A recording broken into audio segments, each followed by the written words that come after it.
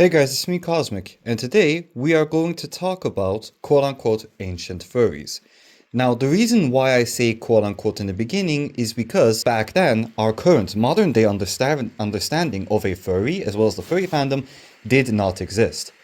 Our current modern-day understanding of a furry and the furry fandom emerged during the 70s, and as far as I am aware, at its oldest during the 60s, although I think the 70s would be more accurate. So ancient furries didn't truly exist, at least not in the same way that we think what a furry is in the modern day. The main reason why we're going to talk about this, and the main point I'm going to make, is that considering how much of an interest us humans have had in anthropomorphized animals for pretty much like the longest time ever, the furry fandom was probably something that was, practically speaking, destined to eventually emerge.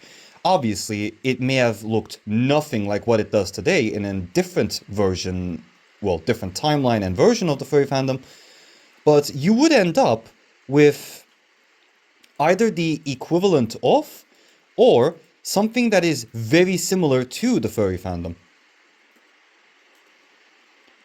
You would end up with something that is, at the very least, adjacent to what our modern day understanding, as well as, well, what the modern day furry fandom is. Like I said, anthropomorphic characters is something that us humans have had an interest in, as well as created, for centuries now. The very oldest known anthropomorphic artwork is one of a lion. Well, a lion man. Some do argue that it's a different animal and not a lion. But, you know, for the sake of this video, I'm just going to go ahead and call it a lion. The Lion Man statue, which was around during the damn Stone Age. Which is quite incredible to think about.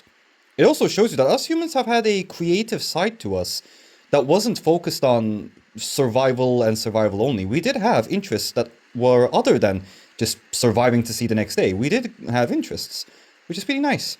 Keep in mind, the examples don't just end with the lion statue. You also have the Bronze Age ancient Egyptians and their gods, like Anubis, for example, as well as the, I forgot the name of it, Ra, I believe? The one that was the god of the sun, as well as had a, like, connection to birds in some way, if I remember correctly. Haven't brushed up on my ancient Egypt history for a while now, so I could be confusing it for a different deity. But they also had a lion deity too.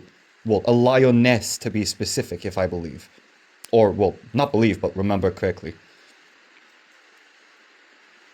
And sometimes it wasn't just with our deities or simple statues that were made for, well, either ritualistic purposes or maybe some other purpose.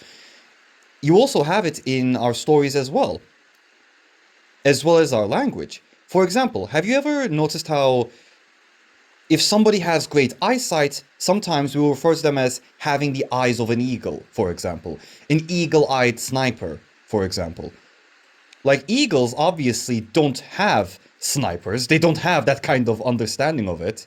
They don't even have language to begin with, let alone an understanding of snipers and how similar the eyesight is. Or, for example, in the medieval times when somebody was called lion-hearted, for example, for being very courageous, honorable, and noble. Well, then again, I don't think that's just a medieval thing. I think we've been using that term for a while now, calling someone lion-hearted as a way of saying they are very noble, brave, and courageous, you know? And speaking of that, again, I'm going with the lions now. I wonder what my favorite film was when I was a child. Speaking of lions again, lions, obviously, they don't have a concept of nobility and courage, you know? They just do what they need to get their next meal and live long enough to breed and then will hopefully die without being in agony. Lions don't have that understanding of nobility and courageousness and so on. And yet we always seem to see lions as a symbol of nobility and courage and just, you know, benevolent leadership, essentially. We've always seen lions that way. Or when you see like an urban explorer that prefers to go alone and isn't, bothered by having to explore alone. What do we call them? Lone wolves. Obviously, wolves that aren't in a pack aren't necessarily the most common thing, mainly because survival-wise, being all alone, especially if you are a social species like a wolf, is usually a death sentence. Obviously, not all the time, but usually speaking, it does lower your chances of survival or succeeding when hunting due to lack of teamwork.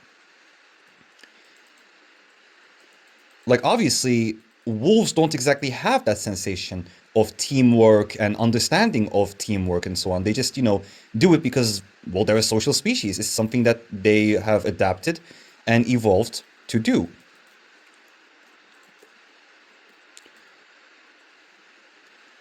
It's kind of like that. So using animals in a way that can be considered anthropomorphizing, again, it's something that us humans have done for centuries now. It's almost like a tradition of sorts. We just keep doing it. But another thing about when it comes to the stories, for example.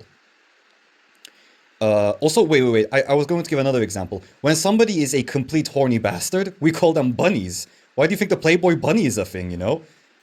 Like, bunnies, obviously, yeah, they do breed a lot, and they are able to create just so many babies in such a short time. But, it's not exactly something that they understand or do from an understanding perspective. At least not in the same way that humans do. And another example, in storytelling. In storytelling, for example, you may have noticed that drawing humans is not as easy as drawing, say, a mouse or something.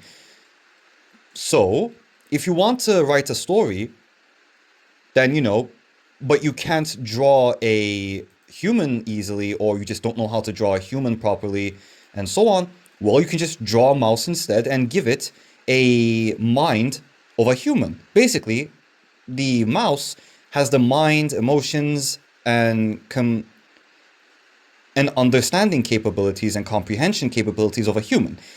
Basically, it's a human brain inside of a mouse, basically, at that point.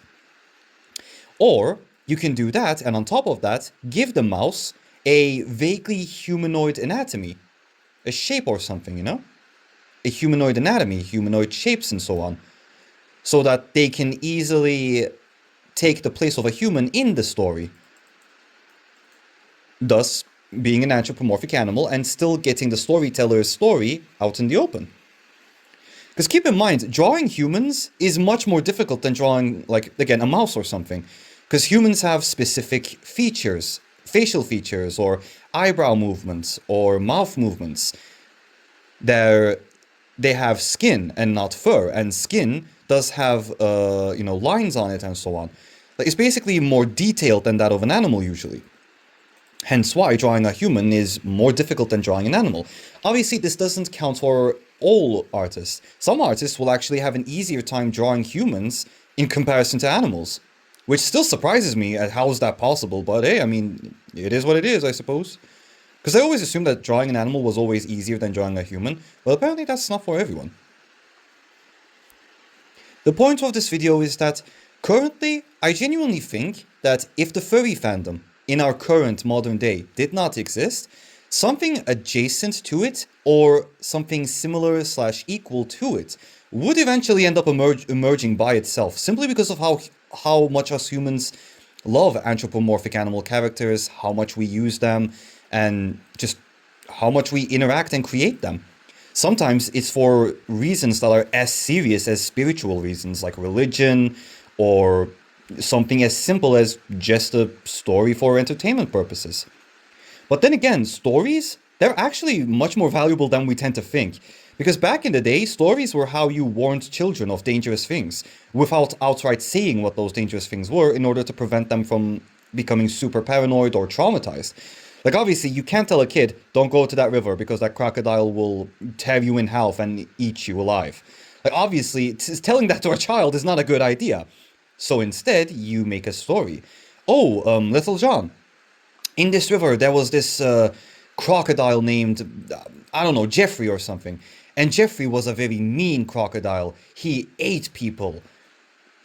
And then those people were never heard of again. And that's why you must not go to this river, because Jeffrey might try and take you away as well, you know? Like, you say it in a way that will not outright traumatize the kid, but it will let them know that, hey, going to that river is a bad idea because there's a crocodile there that might just munch you. So, you know, that kind of a thing, basically. I probably could have done a better job explaining it, but I didn't write a script for this particular video. I'm just going at the top of my head. But yeah, I hope you enjoyed this video, and if you have any thoughts and so on that you would like to share in the comment section, feel free to do so. And I will see you later. Goodbye.